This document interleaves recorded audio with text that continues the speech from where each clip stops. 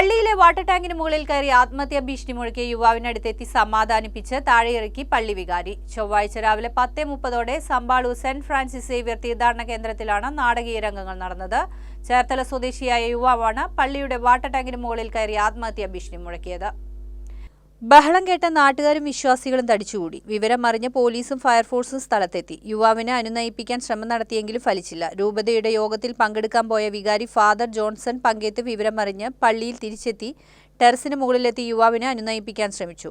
ആദ്യം വഴങ്ങിയില്ലെങ്കിലും വികാരിയുടെ സ്നേഹത്തോടെയുള്ള ഉപദേശങ്ങൾക്ക് മുന്നിൽ യുവാവ് കീഴടങ്ങി. മണിക്കൂറുകളോളം നാടിനെ ആശങ്കയുടെ മുൾമുനയിൽ നിർത്തിയ യുവാവ് പിന്നീട് വികാരിയുടെ കൈപിടിച്ച് താഴെയിറങ്ങി. തുടർന്ന് യുവാവിനെ പോലീസിന് കൈമാറി.